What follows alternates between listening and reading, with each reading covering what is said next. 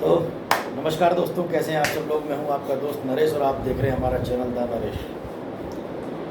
हमने चर्चा पिछले वीडियोस में की थी कैसे अच्छे वक्ता बने, कैसे ताकत के साथ, कैसे एनर्जी के साथ, उत्साह के साथ, आत्मविश्वास के साथ बोलेंगी पब्लिक आपके शब्दों पे मोहित हो जाए। आपके शब्दों की जादूगरी सुन करके पब्लिक वंस मोर चिल्लाने लगे और आपको भी ऐसा लगे कि नहीं, वास्तव में मैंने पब्लिक का दिल जीत लिया है। तो आपके अंदर से भी उत्साह उत्पन्न हो, आपके अंदर से भी आत्मविश्वास उत्पन्न हो, पब्लिक तो आपके ऊपर मोहित हो ही जाए। तो मैंने कई बार आप लोगों को कहा कि शब्दों की बहुत बड़ी अहमियत है। शब्द जो आप मन से उच्चारित करते हैं उनकी बहुत बड़ी अहमियत है।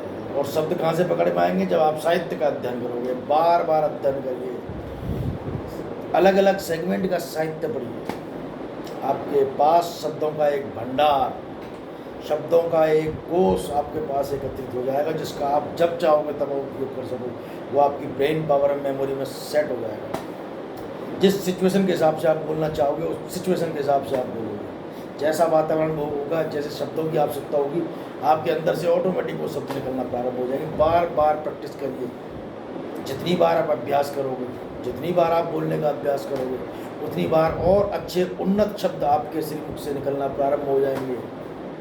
जितना अच्छा बोलोगे उतना अच्छा लगोगे, जितना अच्छा और सुंदर बोलने का प्रयास करोगे उतना अच्छा लोगों को संबोधित कर पाओगे। यही कह देता हूँ, जितना अच्छा बोलने का प्रयास करोगे, जो आपकी शैली होगी बहुत शालीनता की, एक एक शब्द इतनी ताकत के साथ बोला जाए कि उसकी छाप लोगों के दिलों पर छा जाए। पूरे इत्मीनान के साथ, पूरी ताकत के साथ, पूरे आत्मविश्वास के साथ बोलो। शब्दों की ताकत, बोलने वाले के बेर भी बिकते हैं, नहीं बोलने वाले का सोना भी रखा रहेगा। इसलिए शब्दों में जान लाइए। शब्दों की क्वालिटी, शब्दों को बोलने का तरीका, लहजा और आपका हाव भाव, आपका जो गेस्चर है, आपका जो मंच पे खड़े होने का जो आपका आत्मविश्वास है, वो आपकी वक्तृत्व कला को निखार के लोगों के बीच में लेकर बोलिए पूरी ताकत के साथ, पूरे उत्साह के साथ में, जोश के साथ में, उमंग के साथ में बोलिए। और आपके अंदर जोश भी है, उत्साह भी है, उमंग भी, शब्द नहीं है तो फिर 1 मिनट बोल पाओगे। बोलने के बाद सोचोगे दिमाग में कि क्या बोले। इसलिए अध्ययन करिए, कविताएं पढ़िए, जितनी कविता पढ़ सकते हो, लोकोक्ति, मुहावरे, कौन सा मुहावरा कहाँ सटीक बैठता है, कौन सी लोकोक्ति किस समय के लिए कही गई है, कौन सी शायरी किस बात पे इफेक्ट करेगी, कौन सी शायरी इस समय के लिए है कि नहीं है। आपको जब आप बार बार साहित्य का अध्ययन करोगे तो आपके समझ में वो सब चीज़ें आना चालू होंगी।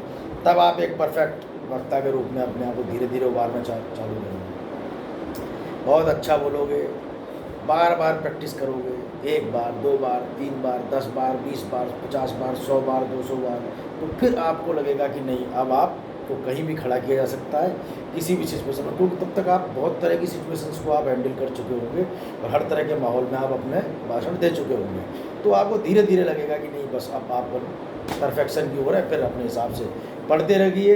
हाँ, कुछ अच्छे वक्ताओं के भाषणों को सुनिए, वो कहाँ रुक रहे हैं, कहाँ धारा प्रवाह बोल रहे हैं, क्या टोन है, किस टाइप की टोन लोग पसंद कर रहे हैं, क्या जो ओज है वाणी का। आपने कई वक्ताओं को सुना होगा, इतना गजब का बोलते हैं कि उनके शब्दों में इतनी ताकत निकल के आती है कि जैसे उनके श्रीमुख से शब्द निकलते हैं तो बस ऐसा लगता है कि नहीं, बस ये शब्द हमारे लिए निकले हैं, वो सुनने के लिए। बहुत जिम्मेदारी के साथ में, बहुत आत्मविश्वास और शालीनता के साथ में इतने अच्छे शब्दों का इस्तेमाल करते हैं वो, कि वो सबके दिलों पे अमिट छाप छोड़ देते हैं। तो शब्दों का चयन तो शब्दकोशों से होगा, शब्दकोश आपको साहित्य पढ़ने से आएगा। फिर कुछ चीज़ें जो बीच में बोली जा सकती हैं वो आपकी कविताएं, लोकोक्तियाँ, मुहावरे, शायरियाँ हैं। और फिर आप जब धीरे धीरे अध्ययन करोगे, अध्ययन करके धीरे धीरे बोलना चालू करोगे, धीरे धीरे शीशे के सामने, कैमरे के सामने हल्का फुल्का बोलिए, शीशे के सामने बोलिए। जब धीरे धीरे आप बोलोगे तो फिर आप पब्लिक में भी बोलना चालू करोगे। पहले छोटे समूह में बोलना चालू करिए, फिर उससे थोड़े बड़े में, फिर जाइए और फिर चारों तरफ देख करके मंच पे आंखों में आंखें डाल के बात करना आप सीख जाएंगे। ये मेरा दावा है। अध्ययन करिए, कॉन्फिडेंस आपके अंदर डेवलप होगा सिर्फ और सिर्फ अध्ययन से। जब आपके पास शब्दों का भंडार होगा तब आपके पास क्या बोलना है उसके लिए एक लिमिटलेस शब्द होंगे। जब आपके पास जो रुकने वाले शब्द नहीं होंगे तब आप बोलोगे।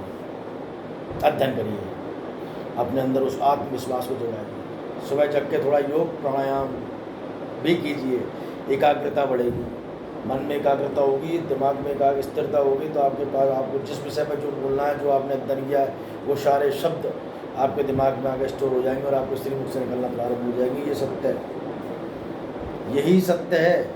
कुछ लोग तो वास्तव में इतने अच्छे वक्ता होते हैं कि जिनको भगवान ने अच्छा बोलने के लिए ही बनाया है। उनकी वाणी में इतना ओज होता है कि वो कुछ भी नहीं करते तब भी लोग उनको मोहित हो जाते हैं। और कुछ हम जैसे लोग हैं जिनको धीरे धीरे सीख करके कोशिश करके अपन डेवलप करने की कोशिश कर रहे हैं कि हमारे अंदर वो थोड़ी बहुत कला, क्योंकि हमारा तो प्रोफेशन भी वकालत का है।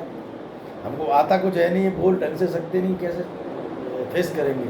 तो वैसे भी सबको कुछ लोगों का प्रोफेशन है, चाहे कोई मार्केटिंग के लोग हैं, बोलना ही है, फेस करना ही है, प्रोडक्ट के बारे में बताना ही है, सब चीज़ है। नेतागिरी जिनका काम है उनको पब्लिक को बताना ही है। 4 तरह के अच्छे बुरे क्वेश्चन भी पूछे जाएंगे, आपको जवाब देना ही है, आपको मीडिया को फेस करना ही है, जनता को फेस करना ही है।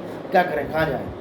तो बहुत सारे प्रोफेशन हैं जिनमें वाणी की बहुत ज़्यादा उपयोगिता और अहमियतता है। इसलिए शब्दों का अध्ययन, शब्दों की में पारंगत होने के लिए अध्ययन परम आवश्यकता। अध्ययन करिए और अपने अंदर वो क्वालिटी और वो कॉन्फिडेंस डेवलप करने का प्रयास कीजिए और करिए कोशिश। धीरे धीरे ऐसे ही बोलते रहिए। कहीं ना कहीं अकेले में बोलिए, मित्रों के बीच में बोलिए, बोलने का प्रयास कीजिए। कुछ थोड़ी बातों को सुधारने का प्रयास कीजिए।